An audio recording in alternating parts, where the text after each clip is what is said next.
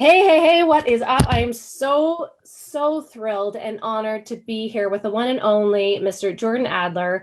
If you don't know who he is, I'm very excited because I've been following Jordan for quite a long time, and I've been blessed to be part of his new project, Momentum Makers, which we're going to talk about today.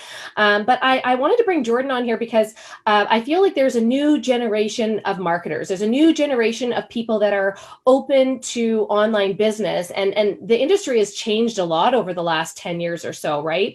So people in more millennial generations, people that are in their 30s and 40s that are kind of looking for more freedom in their lifestyle, they're starting to be a lot more open to listening to people talk about network marketing. And it was something that I personally kind of shied away from because I was skeptical. I was like, I'm a business owner, I'm an entrepreneur, there's no way people are making money like that. I just didn't believe it. Well, Jordan is going to tell you his story, which I think is very, very, very impactful. And he's gone on to make, he's one of the most recognized industries in the leader. He's a top networker in the world. He's made $20 million plus in this industry. He's had a team of over 200,000 people, had over 500,000 customers. Like he knows this business inside and out, and it's changed his life. So I'm going to let him take it away and tell you how he came to find this industry and how it's changed things for him. And then we're going to talk to you a little bit about Momentum Makers and a little bit more about his newer book, which is, I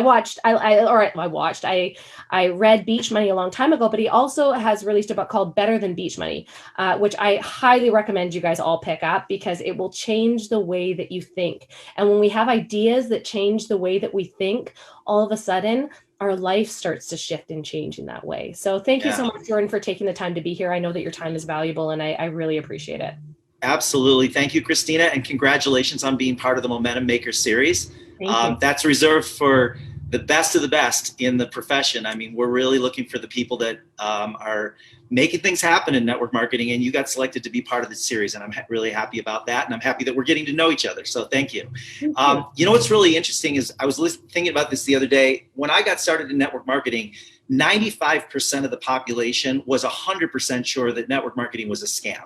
And, Right. and 5% knew it was legit.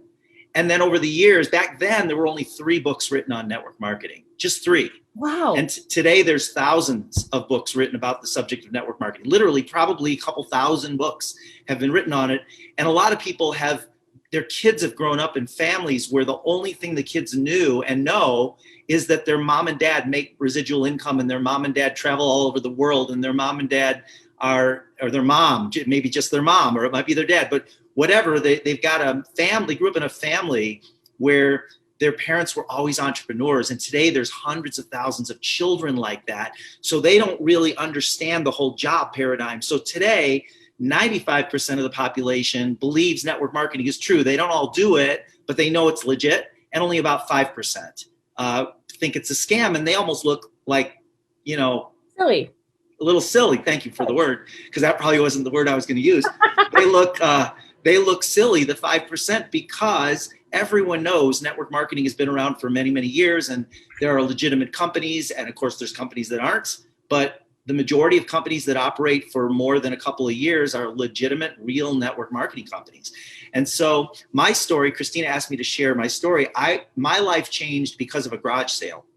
I went to a garage sale when I was in my early 20s, and there was a book in a box with a whole bunch of other books that was 25 cents, and it was called The 10 Napkin Presentations by Don Failla. And that title intrigued me. So I pulled the book out, 25 cents, I bought it, and it introduced me to the idea of getting paid over and over and over again for working one time. And I grew up in a lower middle income family in the south suburbs of Chicago, 3 kids, my parents in a house that was 1,200 square feet, and a little 3-bedroom home in the south suburbs. And I did not have a paradigm for entrepreneurship. But like many of you, for whatever reason, I was wired as an entrepreneur, although my family wasn't an entrepreneurial family. Yeah, don't even know where that came from, right? Yeah. So I read that book, and like I say, back then there were only 3 books written on the topic, and over the years there were more and more. And then, I did join Amway back in the 80s, and I was on their book of the month and tape of the week, and I was listening to those and reading and learning. Well, over the course of the next 10 years, I was involved in 11 network marketing companies, and one at a time. I would usually be there for 2 or 3 months. I would get discouraged, and then I would quit. And I did that. And then, 8 months later, I joined another company, never signed up one person, 10 years, never signed up one distributor, and never got a check. 10 years, 11 companies. But I always went back to it because I didn't see anything better out there for creating leverage or having a residual. I had big dreams even when I was in my 20s. I had things that I wanted to do that a job wouldn't have allowed me to do. And so when I have to pinch myself today, because when I look back, the dreams I have today and the things I'm doing today, I had dreams that were so big, or so big back then. They seemed big back then, but today, when I look at them, they were little dreams. And now today I've got dreams that are much bigger that back then I wouldn't even have believed were possible. So things that I'm doing today, like I got my helicopter pilot's license, that was like not even within my range of view back when I was in my 20s because of the environment that I grew up in. I've spent personal time, many, many, many hours with Richard Branson. I'm scheduled to go up into space in the Richard Branson civilian space program. Yeah, that's all. That's why I've been spending time with Richard. That's wild. Yeah, you didn't know that? No, I didn't know that. Wow. Yeah. So that's a whole nother story. I'd love to tell you that story too. That's a whole. We'll do another video. Yeah. We'll do another live. That'd be great. But back when I got started, it was like I want to have a nice clothing wardrobe. Back when I started, that was a big dream for me. To have a cell phone, that was a big dream to me because nobody had cell phones in our neighborhood, right? To have those kinds of things. So anyway, on my 12th year, my 11th year, my 12th company, I finally figured out some simple things. I knew how to build relationships. I was pretty good at that, and I was getting better, but I needed to learn how to set up an appointment, and I needed to learn how to show my business, and I needed to learn how to follow up. And I saw it as continuing to make friends, just make friends. And the ones that it's a good fit, offer them an opportunity to sit down and take a look and then show it to them. And my goal, I'd met this guy, his name was Russ Devan. Russ was we never went into business together, but he was a multimillionaire in his 20s. He lived in a big multi-million-dollar home in Scottsdale, Arizona with a big circle drive and a fountain. He was married, had a little baby. We met. He invited me into his home, into his library in his home. And I asked him questions. Now this was years before I ever signed anybody up, but I asked him questions, and I found out from him that in the business of recruiting, it doesn't matter if you're in real estate and you're recruiting agents, or if you're in insurance and you're recruiting agents, or if you're in network marketing, you're recruiting networkers. He said in the business of recruiting, you need to be prepared to recruit 20 to 30 people. Out of 30, a third of them will do nothing, and there's nothing you can do about that. That third that's going to quit are going to quit no matter what. It's the same people that quit the gym when they join a gym. Yeah. A third of those people are going to do a little. And that would be like the real estate agent that sells one home a year. They're not going to make a full-time living at it. Periodically, they'll do something. A third of them will do a little more than a little. And 1 out of 20 to 30 will go out and do something significant. Okay. And so that means for every 100 people that you sign up personally over a period of time, 2 or 3 of them are going to build significant organizations. And there's an exercise that I do where I'll bring, if I'm in a crowd of, say, thousands of entrepreneurs, network marketers from many different companies, I know who the top earners are, a lot of them. And I've never had this conversation with them before, but I'll bring them up on the stage, and I'll have 20 or 30 people up on the stage. I don't know if you've ever seen me do this, Christina, but I'll go down the line with the microphone and I'll say, how long have you been in your company? And all of them will say 3 to 5 years or more. Yep. I'll say, how many people have you personally sponsored? And all of them will say 100 or more, some of them as many as 500. And I'll say 95% of your income comes from how many of those organizations. So if they've sponsored 200 people, they have 4 or 5 organizations out of 200. So what I started doing is I started signing up 3 people a month, one person a month, doing 3 presentations a week. Okay. So there was a little coffee place on Mill Avenue in Tempe, Arizona, and I would sit down. And we do it different today. We can do it on Zoom today. We can do it anywhere, at any time. We've done a video today. Yeah, right. Back then, I would sit down with somebody at a coffee place, and I would do 3 presentations a week. And so out of 12 presentations, I would sign up one. And so over the course of 2 years, I kept track. After 2 years, I'd signed up 19 people. So I didn't meet my goal of 24. I didn't meet my goal of one a month, but I signed up 19. Well, my 16th person was a lady named Jackie. Jackie signed up her friend in New Mexico, Judy Dubiel, who was a secretary and a student. Jackie worked for the airlines with me. And Jackie's friend Judy started inviting people over to her home. And over the course of the next 3 years, it took 3 years, my income went from a few $100s a month to a few $1,000s a month to tens of thousands of dollars a month from one team. I ended up making $1 million just from that one team out of my first 19 people. Well, I was with that company for 13 years. I signed up 129 people, which is a little less than one a month. And Christina, guess how many out of 129, 95% of my income came from how many out of 129? Five people. So 124 quit or became customers, and 5 out of 129 built over 85,000 distributors and 250,000 customers. And with that company, I made $8 million. Wow. And so when that company went away, I was there on the day they shut the doors because some technology changed in our industry, which affected our product. I found a new company, and I've been with that company for 16 years, and I did exactly the same thing here that I did there. The difference was instead of doing 3 presentations a week, I did 3 presentations a day. Right. Which you can do now with Zoom, and it's so much easier with videos and Zoom, and you've got Upline that can help you do presentations and all that. So today I do I probably average 1 to 3 a day presentations, but I figured out this is interesting, in my current company, write these numbers down because they apply to any company. You don't need to write them down, Christina. I'll give them to you. I'm going to write them down anyway. Or if you want to, okay. I'm like that. So in 16 years, I've given 4,500 presentations on average, about 4,500. And if you figure that out, that comes out to about 1 a day in 16 years. Out of those 4,500, I've signed up 500 people. So I've gotten 4,000 no's or maybes, but they didn't sign up, right? So when somebody comes to me and tell me they've had 20 no's or 30 no's, I don't feel sorry for them. I've had 4,000 no's, but 1 out of 9 people said yes. So I signed up 500. From those 500, I have 250,000 distributors from only a few, less than 10 of those 500, 250,000 distributors. But these numbers are pretty consistent. Now, that's 1 in 9, 4,000 no's. And so you got to be prepared to get more no's than yeses, because you're going to get more no's than yeses. Okay. And you also got to be prepared that some of your distributors, it's discouraging sometimes, even when you really like them and you think they've got great potential. I had a guy recently that just got promoted to his first promotion, and he's been doing great. And then he went ghost. He doesn't return my calls. He doesn't return my texts. And he lives in Canada. I was going to blame it on the Canadians, but I'll I won't. Find him. Yeah. So anyway, I don't know why he doesn't respond to my Facebook stuff. Nothing. All of a sudden, he just disappeared.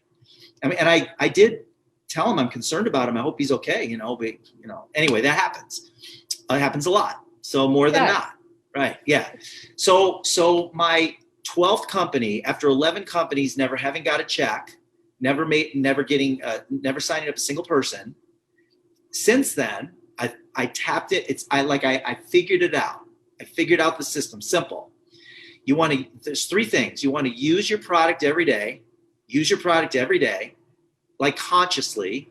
Secondly, you want to share your business every day. However you do that, whether it's through videos, through inviting people to Zooms, through doing your own presentations, share it every day. And then the third thing is don't quit. And so imagine that you're on a path through the forest and you've got this destination that you're going to.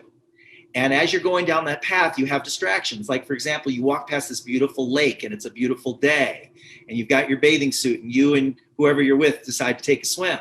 Well, that's a diversion off the path. It keeps you from moving forward on the path, but you go and do it anyway. And then you get back on the path and then you run across a view where you want to stop and take pictures. That's another little diversion. Well, at some point you might run into some wild animals, and they might be nice wild animals or they might be not so nice wild animals. But in our world, the world we live in today, there are so many distractions. There are people trying to sell you leads. There are people trying to sell you funnel systems. There's people that want to coach you that have never done it. Right. Right. That's what drives me bonkers. There are people that are trying to get you to join their company, and they say they have a better comp plan. And those are all diversions off the path.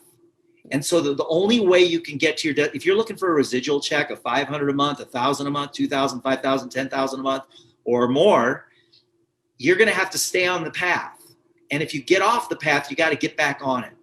Yeah. I had somebody just recently come back to me that has been off the path for years. He was doing really great, and he still gets a residual check today. But he came back to me after a few years because he wants to get back on the path. But he got distracted. There's so many distractions today, so easy. So anyway, so that's kind of my story. There's that book that really changed my life. I've had some really great mentors along the way that have helped me. Todd Falcone, Eric Warre. Eric was a peer before he was a mentor, and wow. He was but we're very close friends today. I think anybody that is looking to perform, any high performance person needs some sort of coaching or mentorship, also probably a therapist. But I really believe that that's part of growth, is having people, and it compresses time, right? When you learn from somebody that's done the thing that you want to do, you don't have to make all the mistakes along the way if you're open to coaching. And I love your story so much, because for 10 years you didn't make any money, but yet you saw the residual income, you saw the opportunity.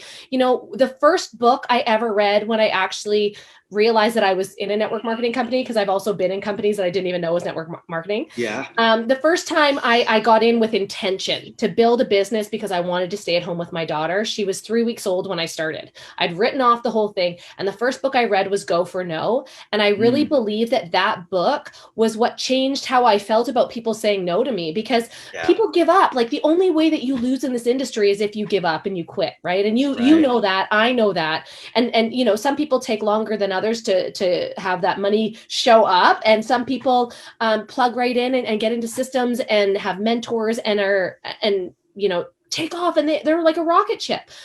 But the point of it is, if you're looking for a life where you can make money from the beach, or you're looking for a life where you can dictate your schedule and be around your family and do the things that matter the most to you, again, I haven't found a better option. No. So there just isn't one. And I have been an entrepreneur since I was born. I was that way. And one of the things, I was blessed enough to do an interview with you in Momentum Makers. And one of the things that we were talking about, by the way, if you're not part of the Momentum Makers group, comment below and I'm going to add you, or I'll send you the link, because it's an incredible group. You're going to get so much value in there. But I remember having this conversation with you because you said, both your parents, they weren't entrepreneurs. Well, I grew up in a family where I was told, get straight A's, go to university, get a job that has a pension, because that's what my dad did, work 35 years in the union, right? And had a pension and healthcare and all those things. I fell asleep in every single university class. I was not supposed to be there. I was just so bored. I'm a doer. I like doing. I like people. I like connecting. It was just not the place that I was supposed to be. I spent longer than I should admit in university and spent a lot more money. I think I spent 6 years in university with a degree. I actually didn't graduate with a degree. I dropped out and I was like, I'm not doing this anymore. I've just I've given up. Right. And so when I got into network marketing, I had owned a salon and on-site wedding business. I'd been successful in that business, but I saw the cost of doing business kept going up and up and up, and I was making less money. Right. When I could plug into a business and they deal with all the customer service, they deal with all the product development, they deal with shipping and the headaches of it all. Oh my gosh, that was brilliant to me. Yeah. I wasn't the one that was taking phone calls at 11 p.m. Right. So you see, Christina was a traditional business owner that was successful at what she did. And they see this most of the time before somebody who has struggled. You don't want to filter out anybody, but successful people in business, they get the benefits of this, because in Christina's business, the more successful she became, the less freedom she had. In our business, the more successful you become, the more freedom you have. So if you're going to put your ladder up against a wall, which wall do you want to climb? You're going to be climbing one wall. It's like one wall leads to more struggle in many cases, more responsibility, more headaches, and the other wall leads to freedom. you It's know? kind of a So no-brainer. It's kind of a yeah, no-brainer, right? And I did have to go against the grain. My dad was pissed that I dropped out of university. He was pissed that I got into hair. He's like, "You're never going to make any money," but I would make, almost $100,000 a year as a hairstylist, which was pretty right. good, right? Yeah, And then I thought that was good. I thought, "Hey, that's really good." And then I could take all this time off and travel whenever I wanted because I own the business. But what people didn't see was how hard I was working on either ends of those trips. And when I had my daughter, I wasn't willing to sacrifice those things to be at work, right? Like I wanted to right. sing my daughter to sleep at night. I wanted to read her stories. I wanted to go camping on the weekends, and that wouldn't have been my reality had I stuck with hair.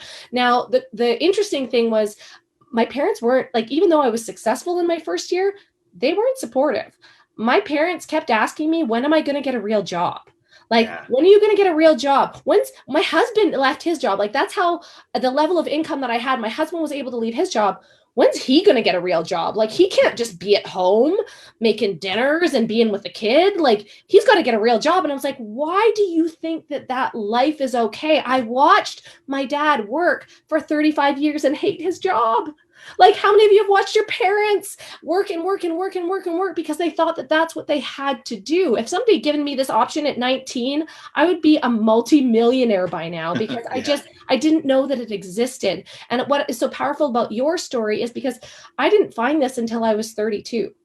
And so I read your story and I was like, he didn't find this, like, he didn't really become successful until he was 34. Like, it's not Right. too late, no matter where you are in your life. It's not too late to do something like this. Now, Jordan, there's a really interesting story that I've heard about, but I want to hear it from your mouth because I've heard that you auctioned $100 bill off and you made $3.2 million off that $100 bill. Yeah. Now you weren't at that event, were you? I was not at that event, so I've heard the story, but I want to hear it from you. Yeah. So there were 8,000 people there Yeah. that saw this, of which many of them you probably know their names because they're top network marketers. But there were also a lot of people that were just on their journey, just getting started, et cetera.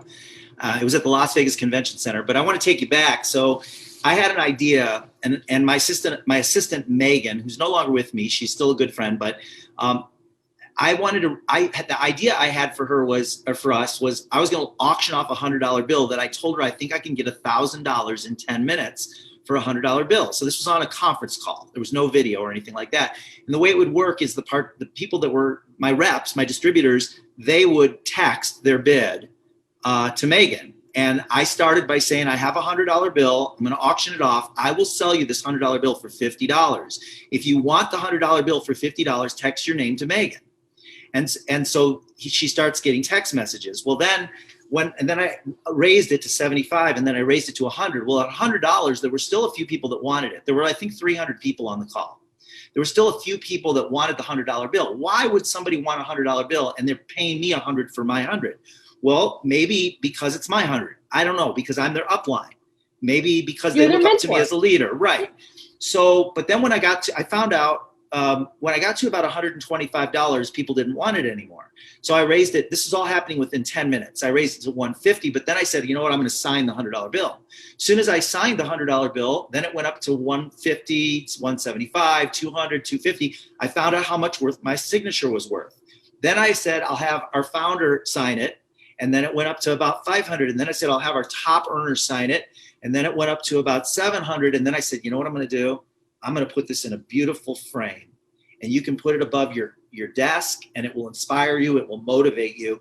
And then it went up to 8 or 850. And then I said, you know what? I don't know if this is true, but it might be a lucky $100 bill.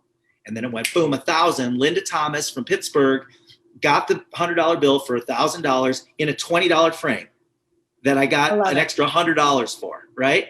Okay, so what's the point? I actually have a training that I do around this topic.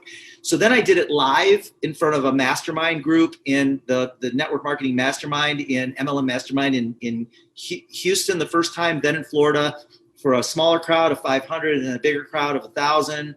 And I got 3,500 and then I got 7,500 for a $100 bill. And then many years went by. I was speaking on stage at Eric's event. The only people that knew what I was going to do was Eric and Marina. They were the only ones. There were probably 100 people backstage, including Tony Robbins, Robert Kiyosaki, Rob Dyrdek from Ridiculousness, Bob Proctor was backstage. Eric and Marina, the only person in that whole room that knew what I was going to do was Eric and Marina. And I had thought I was going to get $25,000 for it in front of a crowd of 8,000 people. And I got up there, and there's actually a video, Christina, that I can send you the YouTube link of clips of this auction live. Cool. Nothing was set up. We started it when it got to about it was about $90,000. I still had lots and lots of people that were still interested. And I stopped the auction. I said, you understand that this is a real auction. I give you 100, you give me $90,000. Right. You know, and they stayed up and then I had people come up to the front. We were up to we had 12 people that were willing to pay $1 million for this $100 bill, 12. And then ultimately there were two guys one from Canada, actually, they both stepped up on the steps and they started bidding back and forth. And David Martin, who found out was the co-founder of Oracle. And he had millions of dollars, and David Martin ended up paying $3.2 million for the $100 bill. And then after I brought him up on the stage and he introduced himself, I said, we're going to donate the money to the Starkey Hearing Foundation. So the money was 100% donated. He did not know where the money was going. I never said it was going to charity. He didn't know if it was going to me. He didn't know where it was going. But I made sure everyone understood that it was a real auction. It was real money. So, and there is if you Google Jordan Adler auction GoPro, you should be able to find the YouTube video. So I think that's so fascinating. I really think that's so fascinating because it shows value. I'm actually following, this is so funny, but I'm following this guy on TikTok that is trading a bobby pin all the way up to a house, to buying a house. And so it's really interesting to see the progression of that and what's possible when you bring value, because I'm sure that with that dollar bill having all of those signatures on it from that event was very, very valuable. So that was the training that I did afterwards. People don't remember the training part of it because the auction itself was so dramatic. It blew everybody away, including me. I had no idea that was going to happen. But there was a training that I did, and the training is really about when you look at your business, what is your business worth? Is it worth what it costs, or is it worth what is possible, right? So when you sit down with somebody, it's the words you use. When I say, I'm going to put Eric and Marina Warre's signatures on this $100 bill, I'm going to put Tony Robbins' signature on there, I'm going to put Bob Proctor. What is that worth to you on a $100 bill to inspire you, to motivate you, all those kinds of things? With your business, what is it worth to have the possibility of having residual income? In other words, if I said to you, how much money would you give me if I told you that if you work this part-time for the next 5 years, you will have a residual check every single month that will be possibly bigger than your Social Security check that would take you 40 years to get? How much would you pay to have that opportunity? And then you add to that, how much would you pay to not have a boss? How much would you pay to be able to work on your own terms, on your own hours? How much would you pay to have the flexibility to be able to travel wherever you want to travel? How much money would that be worth to you? Would it be worth more than what it costs to get in the business? So it's just the value you create in the words that you use. And that was the point of the auction. That's why I created the auction, but I had no idea it was going to morph into that. That's incredible. And that's by the way, that story and the lessons are in my second book, Better Than Beach Money. Oh, I love it. Okay. I can't wait to read that book. It's so fascinating because when I realized that you don't need to know how it's going to happen. You just have to have the intention. When I realized that the how will show up when you put in the effort, when you have the intention, when you have the vision and you're working and you're putting action behind it, then I started to stress a lot less about how I was going to do it. It didn't matter that I was a stay-at-home mom. It didn't matter that I was a university dropout. It didn't matter that I was small town or that I wasn't raised by entrepreneurs and didn't have an education or experience or skill set. What mattered is I knew that I wanted to make an impact. I knew where I was going. I knew that my voice mattered and that I needed to keep going for the people that were listening. It didn't matter if there's one person listening, but I just needed to keep going for them, right? So I'd love for you to talk a little bit about how you came up with the concept of momentum makers. We'll end on this because I don't want to take up too much of your time, but how you came up with the concept of momentum makers and why you thought there was a significant need for that in the market space right now. Yeah, great. Thank you. And so one thing that was life-changing for me was I was invited long before I ever sponsored a single distributor. I was invited to what they called the mastermind sessions back in the 90s, early 90s. and it was run by John Milton Fogg. And this is where I met Richard Brooke for the first time, and Donna Johnson, who's the top earner with the network marketing company, and a number of others. And I was in the audience and they were on the stage, and they really expanded my vision. And then there was audio tapes that were created from those, and I bought those and I listened to them over and over again. And I learned that when you hear success stories from different people in the profession, it anchors your belief that it's possible, which is the most important thing of all, because you won't do it until you know it's possible for you. And so that's the most important thing. So when I wrote Beach Money, and Beach Money became a worldwide brand, that happened by accident. It wasn't too strategic at all. Like, I'm not like a brilliant marketer or anything like that. I'm really not. It just ended up. Point. It was on trend. It was a book that it was the right time for the book, and it spoke to people and it inspired people and helped people believe in themselves. So because I have a worldwide brand, where, over 1 million copies have been sold around the world of both my books, Tony, my publisher, came to me and said, Jordan, we should do a compilation book with the people that have read Beach Money that were inspired by it. Mm. And so I said, that's a good idea, but can we do it under the brand Beach Money Publications? And so we came up with the name Momentum Makers, and there's actually 7 books. The first one's published. And you're, Christina, in which book? Refresh my memory. On team building and leadership. Team building and leadership. So that'll be coming out pretty soon.